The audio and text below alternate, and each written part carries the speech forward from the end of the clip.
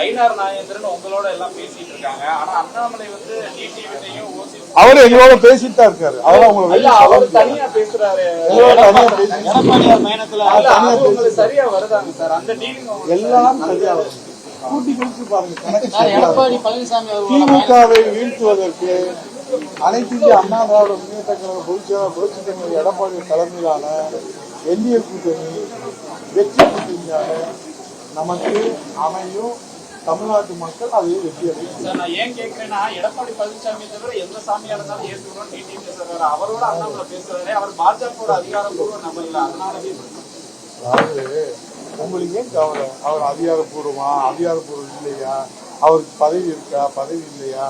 அவர் பேச்ச கேட்பாங்களா, கேட்க மாட்டாங்களா? அமித்ஷாஜி மாண்பு உள்துறையுடைய அமைச்சர், எனக்கு இந்திய நாட்டினுடைய உள்துறை அமைச்சர். ஓகேவா?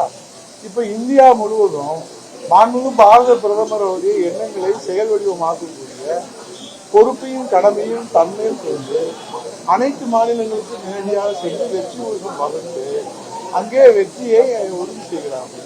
அந்த அடிப்படையிலே தமிழ்நாட்டிலே புரட்சித் தலைவர் எடப்பாடியுடைய தலைமையிலே நான் முதலமைச்சராக புரட்சித் தலைவர் எடப்பாடியார் அவர்களை முன்மொழிந்து வழிமொழிந்து அவருடைய இல்லத்திற்கே வந்து அந்த ஒப்பந்தத்தை இன்னும் வலிமைப்படுத்துவதும் அந்த பேச்சுவார்த்தைக்கு இரு தொண்டர்களுடைய மனமுற்ற அந்த எண்ணங்களை மனநிலை ஒத்து எல்லோரும் இணைந்து களத்தில் நின்று திமுக என்கிற குடும்ப கட்சி குடும்ப ஆதிக்கத்திலிருந்து தமிழ்நாட்டை மீட்டெடுத்து மன்னராட்சியை வீழ்த்தி மக்களாட்சியை மலர் செய்வதற்கு அந்த உறவுகள் என்பது தமிழ்நாட்டு மக்களுக்கு தேவைப்படுகிற உறவு.